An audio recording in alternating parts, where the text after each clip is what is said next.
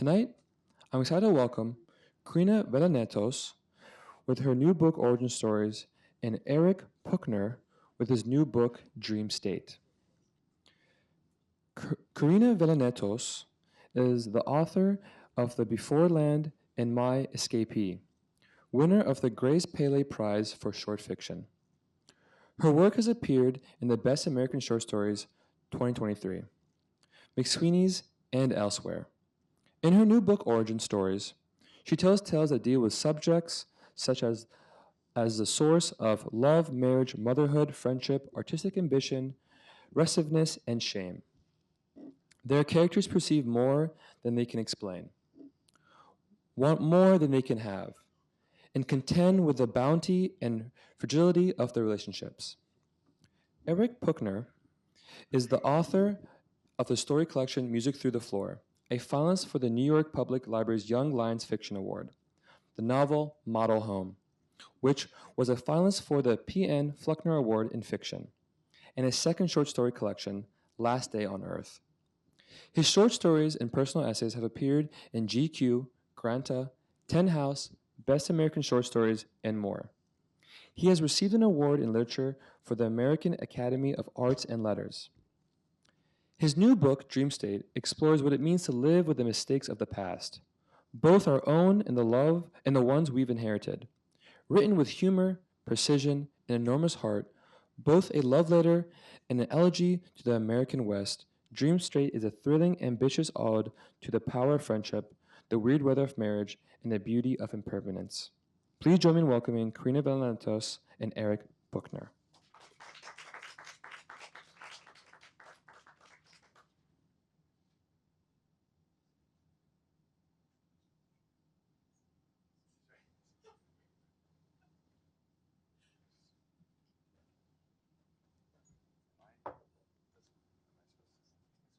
Okay.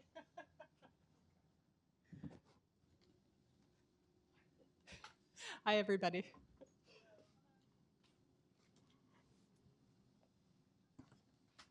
So thanks so much for coming.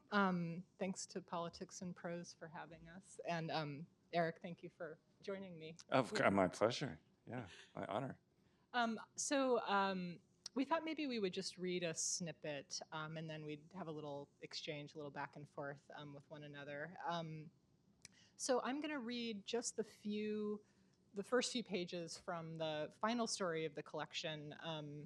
It's a story that considers friendship and ambition and sort of what happens when one's ambitions are known by another.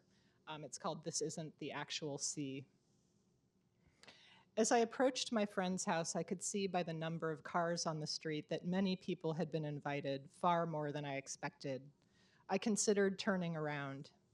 Instead, I let myself into a clamor of voices and the barking of her poodle. The long living room windows swam with gusts of color as guests circled in their bright sweaters. "Come here," my friend said. "You look older, and I thought you were timeless." She hugged me, and I hugged her back.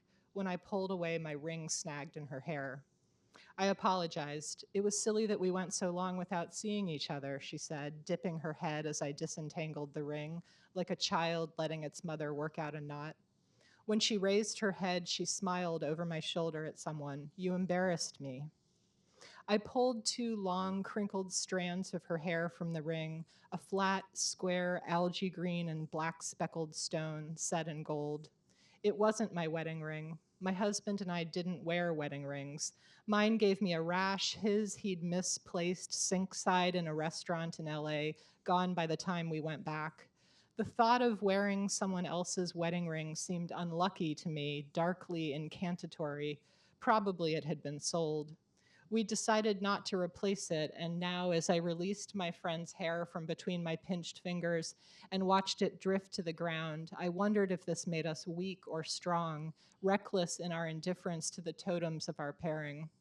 My friend moved to the center of the room and thanked everyone for coming, and I took a seat on the couch sandwiched between two others. The poodle was sprawled on the floor in the middle of everyone, and people would reach out their arms and legs occasionally and give him a swipe. Guests leaned against walls, crowded out of the kitchen. It was an eager, happy group willing to give themselves over to art, to be transformed by an encounter with what they would remember later as intellectual beauty. One always remembers one's first time with intellectual beauty. It's been 20 years since I did this, my friend said. I was 29 when my first film was released. I never expected it to be received the way it was. I never thought it would become something of a cult favorite. It took on a life of its own as I married, raised twins, saw them off to college. Recently, at a party, I overheard someone talking about it. He thought it was Peter Bogdanovich. A red-headed man raised a tremulous hand. That was me, sorry. I thought it was his juvenilia. I told myself what I'd had was enough, my friend continued. Why would I deserve anything more? No one expected a second film from me, and for a long time it seemed as if there wouldn't be one. I'm not going to say I was writing even when I wasn't, because I don't know what that means. The truth is more like I wasn't writing even when I was. I'd start something and it would turn into a to-do list. Her voice trailed off and she gestured toward a white bed sheet unfurled in front of the fireplace.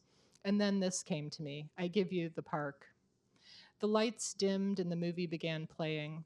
It doesn't matter just now what it was about. When it was over, everyone applauded and thronged my friend to congratulate her. They told her how much they cared about the characters, how they didn't expect to care so much, but she had forced them to. The darkness outside was now complete, and I was reminded of a sensation from early childhood, of waking from a nap and feeling that the heart, the dense bud of the day, had disappeared, and I was left with misplaced time, an hour I didn't recognize, silty and mournful and gray. My friend took my elbow and drew me into the kitchen. Did you like it? She said. I thought it would be different this time, but it's not. If anything, it's worse because I'm older. I should know better. I told her I did. I said these quartz countertops were the pathetic kingdom of doubt, and she must leave it. She must leave it forever. If behind every great man is a woman, behind every woman is a panting blob of insecurity, it's not that. My friend shook her head. I just think it sort of sucked. It did not suck, a man who'd approached silently said. Our heads rolled in his direction. I don't mean sucked, my friend said. Oh, false modesty, I've missed you. You're a relic like a shard of pottery or something. To make sure she got the friendly spirit of his delivery, he reached out and cupped her arm. She laughed. Here lies the Museum of False Modesty. Do you have a ticket? I slunk away. I couldn't fall asleep that night. Let's have sex, I said to my husband, but he didn't like the way I broached the subject and we quarreled.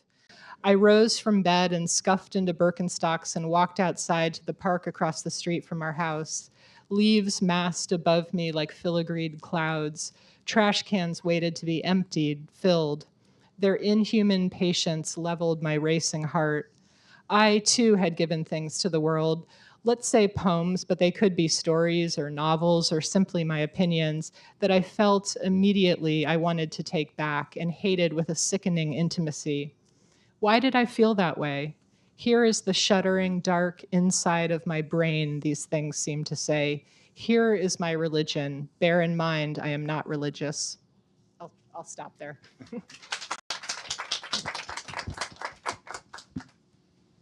And now I'm going to read.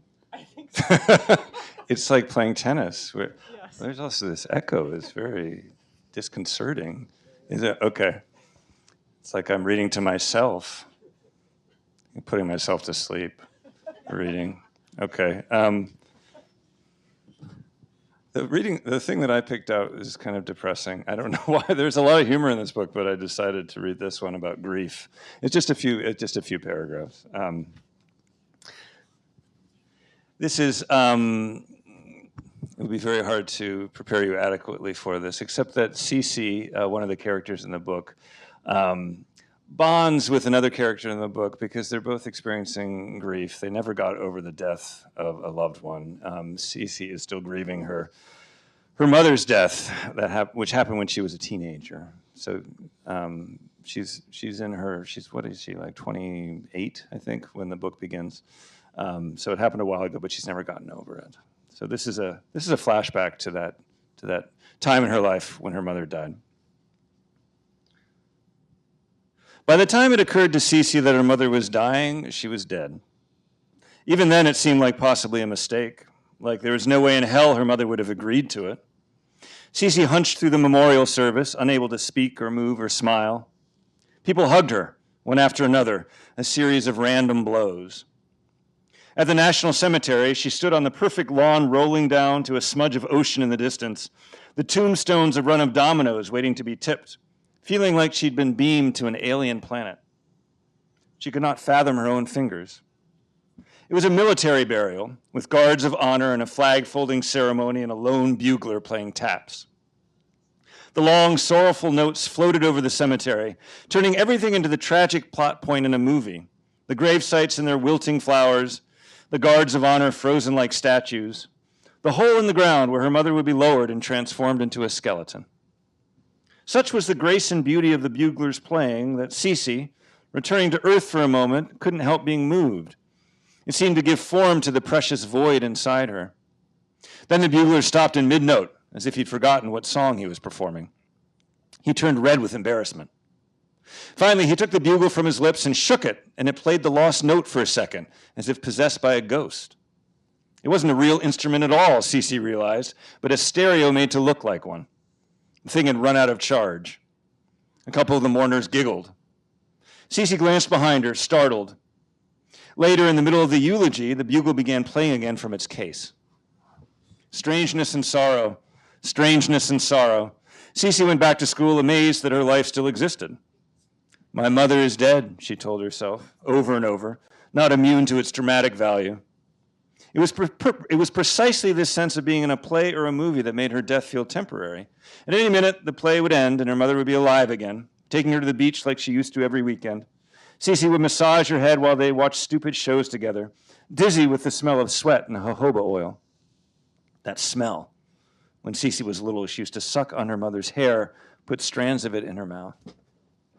Cece missed her so much, it howled through her like a wind. She stopped eating. On the soccer field, she stood there shivering, staring at the grass. Her friends, understanding at first, eventually gave up on her, stopped asking her to parties and the Galleria, to bonfires at the beach. When her father wasn't home, Cece sometimes sneaked into his room and stripped the mattress, gazing at the orphan sweat stain, pale as a shadow, where her mother used to sleep. Once the phone rang and Cece picked it up, her mother's hair salon, asking to confirm an appointment.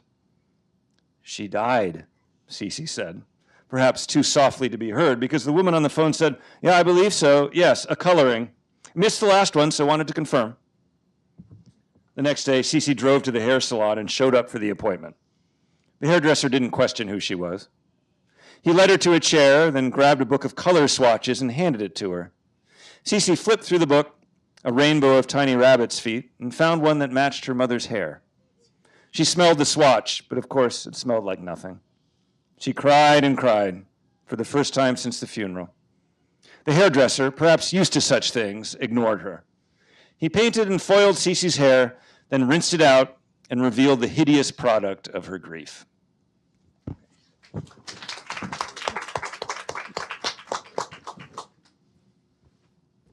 Are you going to ask me a question first? I'll ask you a question first, yeah. So just a tiny bit of setup. I'm sure many of you have read Eric's book, Dream State, already. But so Charlie's a doctor in LA. Garrett's a baggage handler in Montana, near where Charlie's family has a summer house. They were college friends. And Charlie's about to marry Cece. He's asked Garrett, his college friend, who's not terribly sentimental, to officiate his wedding. So Garrett's pretty suspicious of what just sort of being married might mean, and yet we get this incredibly potent observation about weddings from Garrett, the character who's quite suspicious of weddings himself. And this is a quote from Garrett's point of view. But he realized all at once that he'd completely misconstrued what weddings, were about. They were about stopping time. They were about making the world conform, if only for a few hours, to the parameters of your desire, the secret part of you that sang out to perfection and rescued you from ordinary life. And I was struck as I was sort of, assembling some questions for Eric, that's such a apt way to kind of think about or describe what writing is too, an act of being rescued from ordinary life, that's sort of what goes on when one sits down to embark upon a project or a story or a novel. So I just thought I might ask you a little bit about your writing process and sort of, is it does it rescue from ordinary life, or does it bring you into closer contact with that? There's no rescuing from ordinary life. We're all going to die.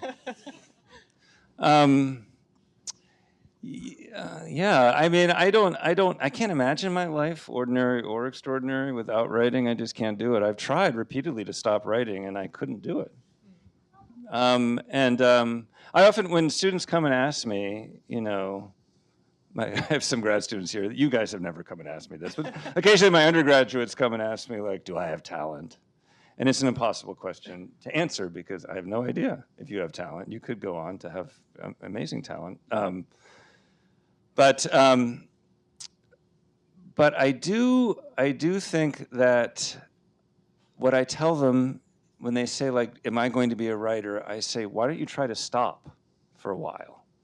Stop writing for a while, for a couple months this summer, and see if you miss it. Or see, even if you don't miss it, you can't help like returning to your computer and writing nonetheless. If you can't keep yourself from writing, then that's probably a pretty good sign that maybe it's something that you were meant to do. But yeah, no, I can't. I've tried to repeatedly stop because when I was young and poverty-stricken, it wasn't bringing me much happiness, and I was unable to stop writing. I just wanted to. I did something about writing a sentence makes me extremely happy, and it must make you happy too. Well, maybe happy is a loaded term, but I mean, your sentences are so exquisite in this book. I mean, one of the great pleasures of I'm rereading it. You know, I read it a while ago when it first came out, and then I was rereading all my favorite stories, and there are a lot of them. It was hard to choose, but just it's so satisfying on a sentence level. Like it just, and I think that the people who read for sentences are kind of rare. I've noticed, especially if you make the mistake of looking at your Amazon comments. They could care less about your sentences. Where's the plot? You know, and they get quite upset if the plot isn't there. Whereas, like, I could give a shit about plot, honestly. I mean, I love sentences more than anything, and there's so many good ones in here. So, and I was actually thinking about a similar question for you, which is you're so good at kind of defamiliarizing the world by saying things in a new way. There's that wonderful story, it's called The Neighboring State, I think, is the one where there's a story in Karina's book, which is about a daughter that disappears, vanishes, and the parents don't know where she's gone. And the entire story is about that absence and the way that absence kind of deforms everyday life and causes everything to be kind of defamiliarized and strange. And yet I felt like all of your stories have that kind of like sense of strangeness and defamiliarization, both on the sort of larger level, but also on the sentence level. And I'm wondering how long it takes you to write your sentences, on average. Yeah, give me a number.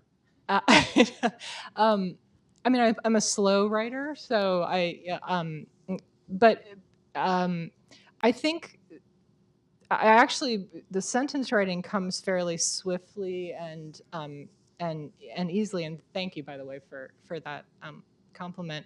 But it's structuring and sort of allowing the sentences to move forward in a propulsive way, you know, or in a way that feels deliberative and not as if I'm, you know, simply wandering through a thicket of pretty sentences, you know. So it's one thing to craft a sentence that might be pleasing to the ear, or you know, that says something in a new way, but it's another to allow those sentences the kind of necessary momentum to propel the story forward. And so you need something more than pretty sentences. And so, of course, that's where character comes in, and kind of the pairing of character and mystery to the, you know, the crafting of sentences about that character, that mystery.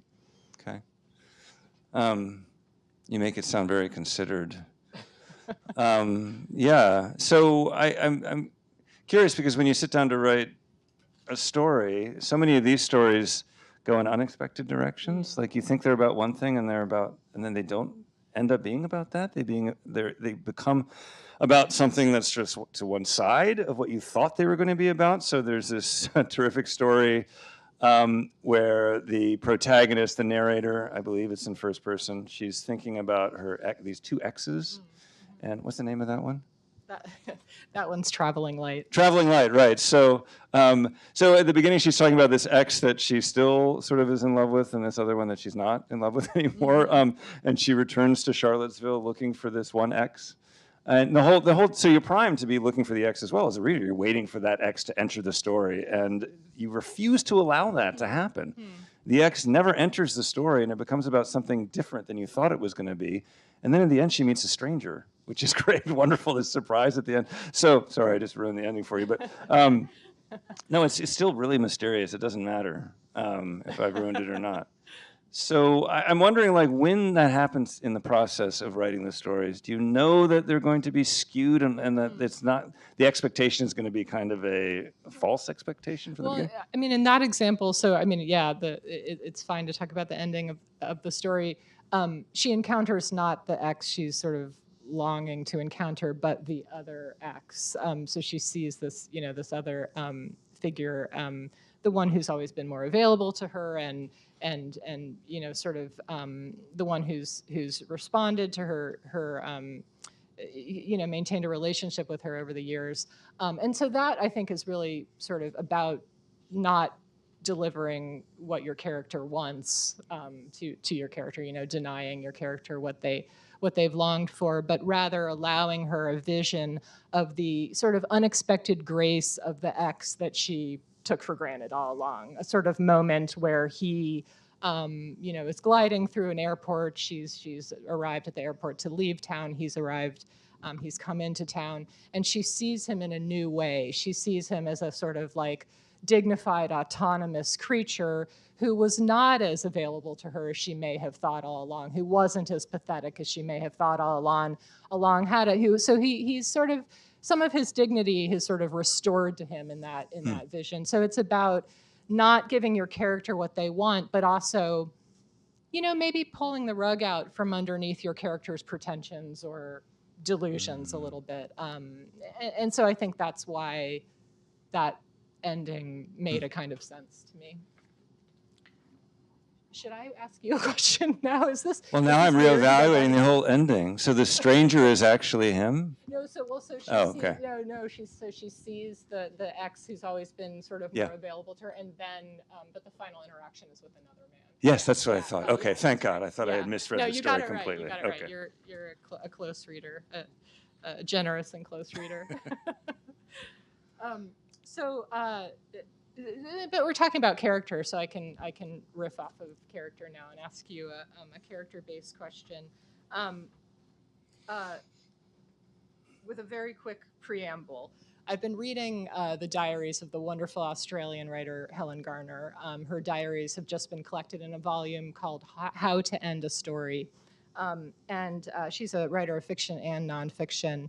And she says something that just, it made me think of Eric's characters. She said, "I would like to think that my gaze is basically benevolent, but once your powers of observation are developed, benevolence isn't the point anymore." And so I was wondering if you can talk about that a little bit in terms of how you write character. You're generous and you're loving in your depiction of your characters, but that's not where it ends. It turns into something else. It begins in benevolence. I think your relationship to your characters and your depiction of your characters and the mistakes they make and their sort of compromises. It begins in benevolence, but it turns into something else. It has to be something other than simply benevolent, I think, to write an interesting character, a true character. So I'm wondering if you can kind of describe what happens after the benevolent phase of coming to know your characters. I like that quote. That's a good one. I'm so mystified by this idea of unlikable characters, as I think a lot of writers are. I promise I don't obsess over my Amazon page, but the few times that I've looked at it, people sometimes complain that my characters are quote unquote unlikable, and I don't know what that means because I like them so much. And they do things that are unlikable, but that's a completely different thing, right? I mean, we all do those sorts of things. But I think fictional characters, more than human beings, if they're trying to be good people in the world, act on their impulses. And they're not just flawed on the inside, but they're flawed externally as well, and that is what makes plot. And that was what makes novels interesting, is that we keep all that stuff inside, or some of it, or we try to, half the time, right? But fictional characters don't try as hard, or they can't. They can't keep it inside as much, and they act on those impulses. And so, the book is all about, like, mistakes, both the private mistakes that we make, individual mistakes we make as human beings, but also the collective mistakes we've made as a generation, and then grappling with those mistakes. So I feel once I create a character, like with Cece, for example, that passage I just read, I was dealing with my mom's own death when I wrote that character. And so I try to find some emotional connection with the character, a deep emotional connection, even if the character has nothing to do with me. And then I write into that character, and then the character goes and does whatever he or she or they want to do, and often surprise me over the course of writing the novel. And I want that I want them to surprise me. And if what they end up doing is perhaps less quote unquote likable, then I hope for them. Well, it's their life, not mine. So. Yeah, it seems that I'm surprised to hear that your characters are described as unlikable on your Amazon page because they were treated with, I thought a ton of generosity and thank you. Passion. Thank you. The humor too is so acute, and I know you said when you began to read that you weren't reading a particularly funny passage, but the novel is shot through with humor. And you do it so well, and I laughed out loud several times. And humor is so idiosyncratic; it's so much a product of the sensibility of the writer. But of course, that can't be all it is. It has to, illuminate character. So, can you talk a little bit about like how? For instance, so Cece opens a bookstore in a small town in Montana, and she hosts one of her sort of idols, a writer that she really loves, the very aptly named Gail Tipler. Yes, yes, Gail Tipler. Okay. Uh-huh. So Gail Tipler, the writer, is invited by the Cece to give a reading at her bookstore, and it's just a disaster from the get-go.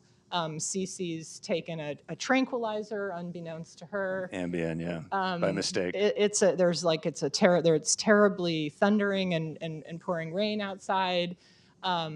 Nobody shows to this reading, and it's just a really, really funny scene. How did you, just talk a little bit, if you could, about like writing funny scenes and characters. Sure, yeah, well, thank you. I just wrote a whole essay about this for LitHub, actually, but yeah, I'm really drawn when my students come up and tell me like they have writer's block. I often tell them, well, think of something funny that happened to you recently, or even in your distant past, something that's happened that's funny, and not because I want them to write comic fiction necessarily, but I think good fiction's all about the disconnect between expectation and actuality. Mm. So whenever there's that incongruity, that just means that you're writing well, and that's good fiction. And whether it's funny or not, that's what fiction traffics in, that incongruity. So, and often when I'm thinking of a short story, for example, the stories are born out of like a comic moment, something that I think is funny. And sometimes the stories don't end up being funny, but I think that friction is there and makes for a story where there was none before, right? So something about thinking you're taking a beta blocker and you take an Ambien and then you have to introduce your favorite writer on earth. That was appealing to me. In fact, there was a bookstore in Wisconsin that was going to have me come out, but then they read that chapter and they're like, we can't risk that. It would turn, like, fiction becomes truth. And he comes out and there's nobody, because there's one person who shows up in the audience, and this is based on a friend of mine, David Yezzi, who just won a Guggenheim. He's one of my colleagues. He's a poet, and he told me a story about a reading where he was doing a reading at a bookstore, and there was one person there, and he was like, well, thank God I have one fan. And then at the end, the guy, he's like, it's a Q&A, and he raised his hand. And he said yes, and he said, is it my turn yet? So he had only gone there he thought it was an open mic. So that also happens in the book. I stole that from David Yezzi. Anyway, let me ask you a question. One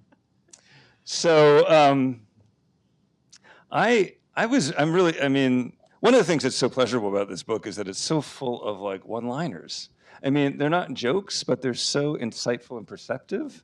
And sometimes they're quite funny. And sometimes what seems like kind of banal observation is actually like incredibly insightful and perceptive. Like, I'm just thinking about this. You've got this, I was reading this last night, and I came across this line. We can find it now. Somehow, the humble bicycle had become a daring and countercultural object. I was thinking about that. That's so true. Like, do you know any anarchists? They're always on their bikes, and they love their bikes, and they cover them with stickers. And so, one of the things that is so pleasurable about reading fiction for me is this sort of just the sensibility of the writer and the way that personality comes across, and the observational quality that the writer has. And you have that in spades, So it's so hard you can't teach that, I don't think. And I wonder if there's a way that you cultivate it, however, as a writer. The story that you're quoting from A Neighboring State was the first story I wrote. The story, I don't know, maybe 12 years ago now. And it's not to say that it took me 12 years to write this collection. I wrote it before I realized I was writing another story collection. And I think it's actually a little bit of a time capsule. I feel like maybe like the e-bike has supplanted that now or something. I mean, it's like a little sad to think about. I don't know if the bicycle is still a sort of countercultural an object, but I guess getting back to the idea of humor again, I like what you said about defying expectation. And, I think it's also self-indictment, so maybe the little moments or the snippets that seem indicative of the writer's sensibility are ways in which I'm keeping myself entertained and poking a little bit of fun at my own sort of holy cows. I mean, like the idea of riding around town on a bicycle being a little bit more morally superior, to other modes of transportation. I mean, it's true, it's better, but it's also like, people can take that a little bit too seriously. And so I think I was poking a little bit of fun at my own belief system in that moment.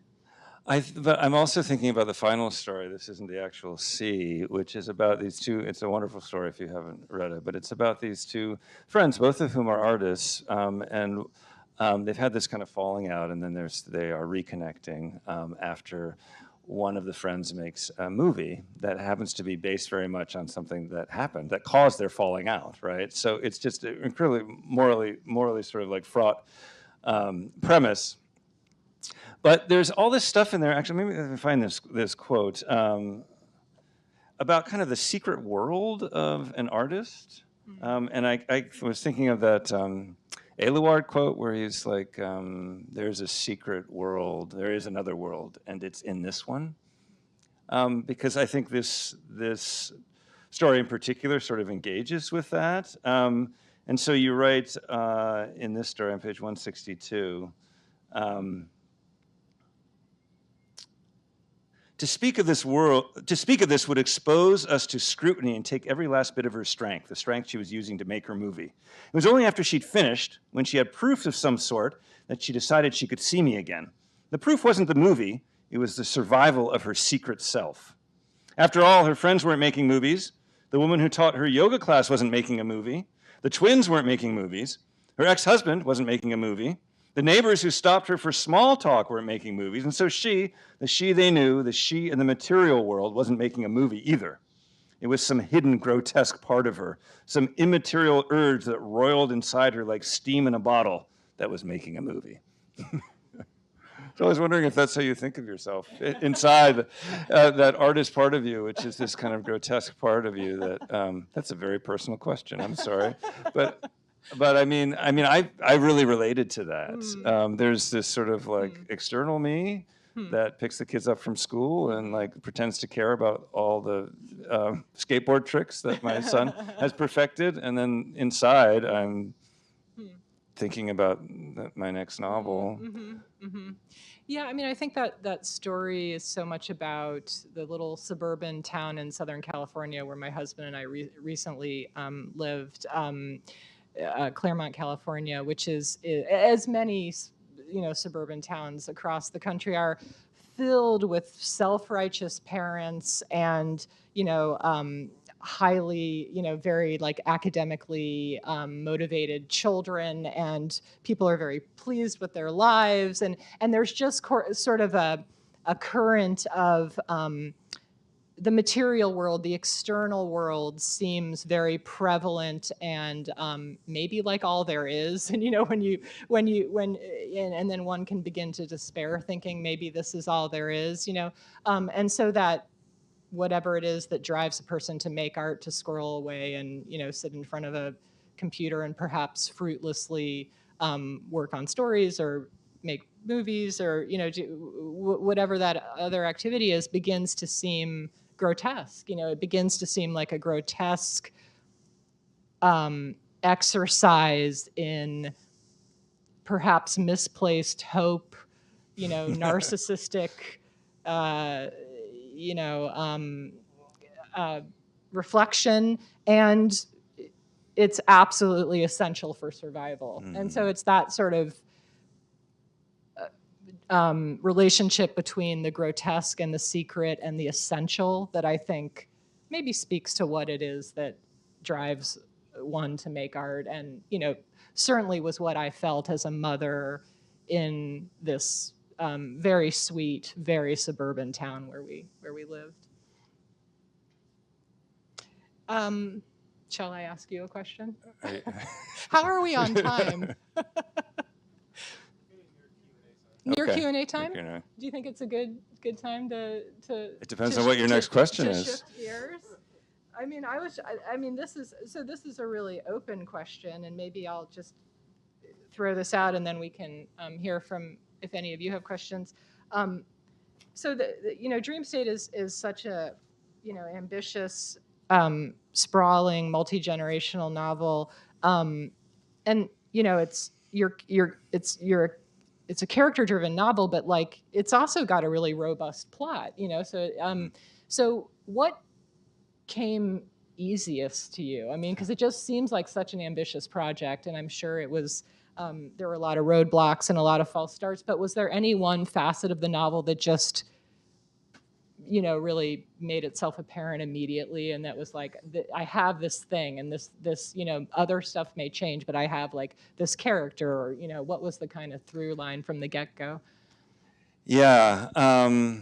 Well, what came easiest to me, and what the through line was, where this sort of what I knew was going to happen in the novel from the beginning, are two different things, I think. But I was just saying that I'm drawn to sort of comic moments as sort of being the seeds of things. And for me, I had officiated a wedding in which over half of the wedding party got norovirus. So do you know what norovirus is? When you're throwing up, and not just throwing up, but yeah, I was doing this like Oprah said on national whatever, it wasn't TV, podcast, like coming out of both ends, right? So yeah, I mean it's awful. It's like the worst 2 days of your life, So I was officiating this wedding in Montana, and one of the flower girls threw up on her way down the aisle.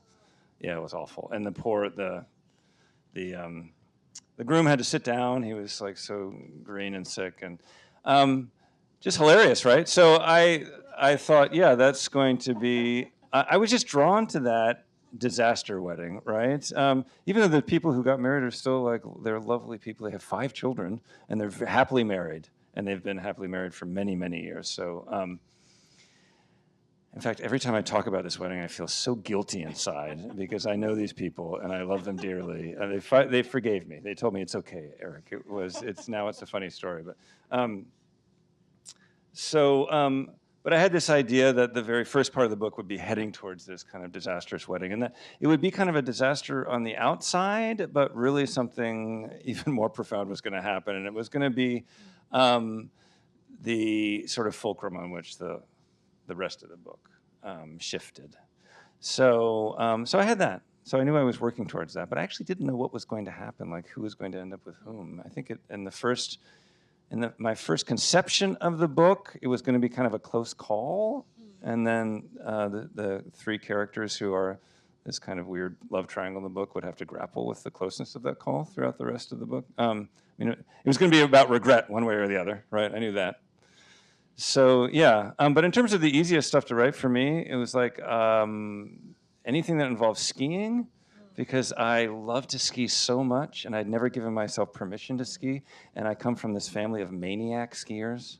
They are obsessed with skiing. They go, like, they've seen people die in avalanches. They go helicopter skiing every winter, and they 3 of them live in Utah, and they ski every single day. So this sort of level of like obsession.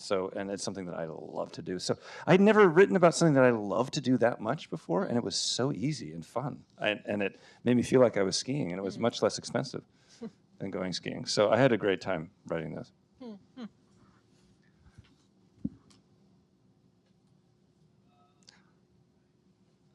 I feel like I owe you a question.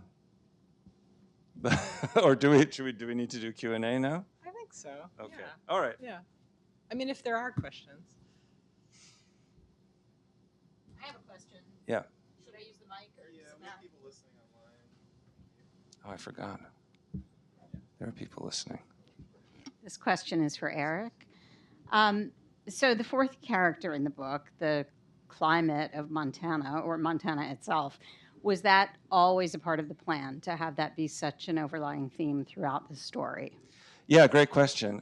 It was actually. That was really sort of boiled into the idea of the book from the very beginning, and it's partly because the reason that it's set in Montana is that my wife and I have been going to Montana for the past 25 years every summer. It's to a house that belongs to my father-in-law that his grandfather built.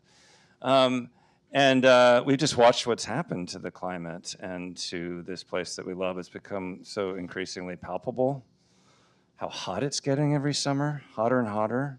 The smoke has gotten so bad sometimes. The air quality index is in the red, and so we have to stay inside for days at a time. We can't even go outside because it's too dangerous to go outside. You can't see the sun. It's like kind of looks like a dodgeball in the sky or something, right?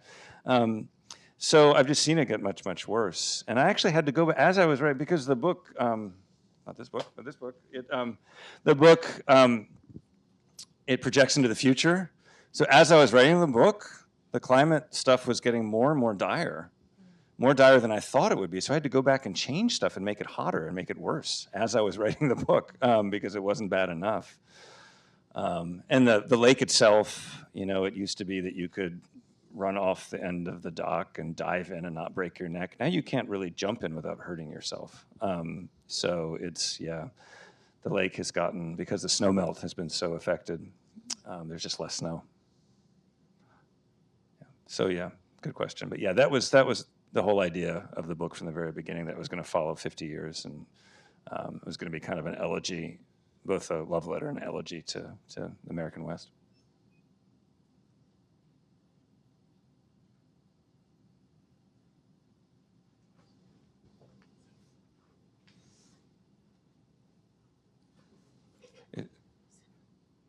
There's a question coming. I have one for Karina. So I'm struggling with a short story right now, and a lot of the guides online for like story structure are for full-length novels. And how do you kind of view structure for a short story, or how to create a short story? I think short stories are a looser, more intuitive, at least for me anyway, form. I mean, novels require a kind of structural edifice, I think, from the get-go, or at least a skeletal um, and a roadmap for structure. So I think stories. I can proceed one sentence at a time, which is the way I prefer to write, letting the sentence I've just written guide me to the next.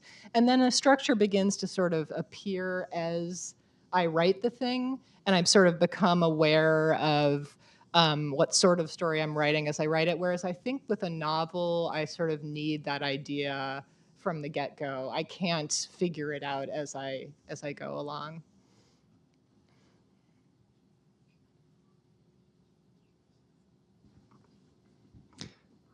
Any other questions?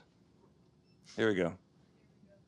I'm wondering if either of you was called by Oprah Winfrey recently about the book that you're about to publish. Could you talk about what that felt like and what the experience has been like on this this different level of publishing into the public and being more out there and being reviewed more heavily, and like what that experience is like? No, I'm just kidding. It was a trick question. Well, I mean, it's been great to have a wider readership, but I mean, it's also not changed anything, really. It was a New York Times bestseller for 2 weeks, and then people read it, and they realized the second half was quite depressing. And I think that it's not. I mean, it was. I think it was. It's not Oprah's fault in the slightest, but I think just the media machine sort of like whenever it promotes books, it promotes them as being kind of inspirational objects, right? Because that's the way that a lot of the public interfaces with books is as sources of inspiration.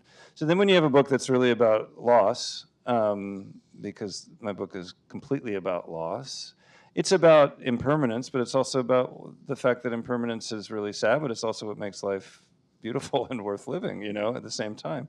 But it is about that.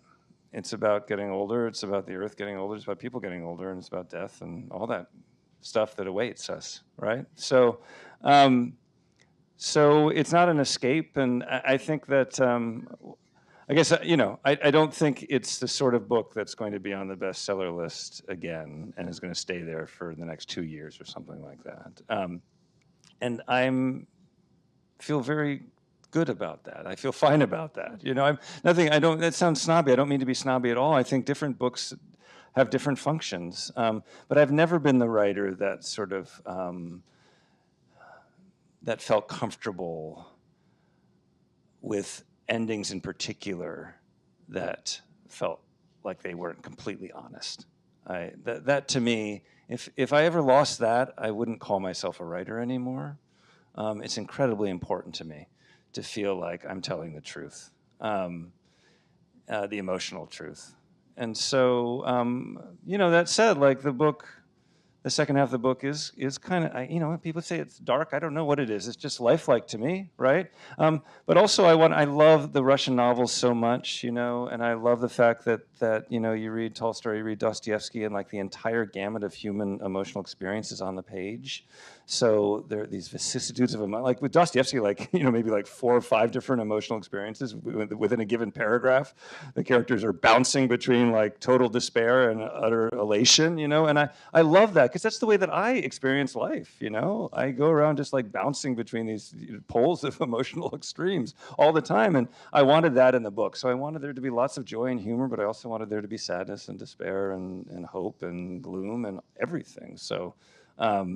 It just feels like life to me. I don't know how this really does not answer your question at all, but I'm happy with how the book has done, and it's been really nice to have a larger readership, honestly. But you can see it doesn't change my life. People aren't like, it's not standing room only in here. You guys are you didn't come here probably to do open mic, which is better, and I'm not on Ambien. But other than that, life is very similar to the way that it was. It hasn't changed at all. And the important stuff is to go home and sit into your computer and write the next book. That's what's important. You know, I'm looking forward to sort of moving beyond this book and writing the next one. He came here to do open mic. Oh yeah, Kevin. Yeah, Well, that was yeah, luckily, he's a brilliant writer, so Kevin Moffat.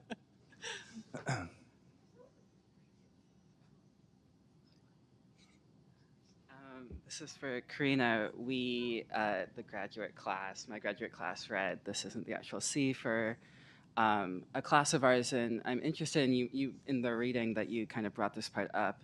There's a point in which the topic of the film that's being made is concealed from us, and then the narrator directly acknowledges that that's not important now. We'll get to that later. And I'm interested in this idea of kind of like setting up a detonation down the line, kind of concealing something and being naked about that concealment from the reader, and then letting that go later. I guess, how do you structure that? What are your kind of thoughts are when you're kind of like planning out the story and you're waiting for this big revelation, or kind of just how you're constructing these stories? I think I might not have realized what the movie was about when I wrote that, and so that was my way of sort of like buying myself a little time. And then I realized, and you know, again, this is sort of the way story writing happens for me. I realized that the subject of the movie would be the quarrel, you know, the conflict between the friends, but I didn't know that when I began the story, and so it was sort of like a flag to me to come back to it, and then it occurred to me that would be, you know, the movie would be about the falling out and the dispute over the dog. And I think, you know, there was another moment of that at the very end of the story when the narrator sort of considers that, you know, she's now making art out of this relationship as well, that the friend, you know, has given her the story, and if she shares the fact that she's writing about their relationship, the friend might very well take it away by reacting in a very subtly discouraging way. And so perhaps it was the most, you know, I don't know that it's autofiction, but those were two playful moments that gestured towards a sort of autofictional impulse. Thank you.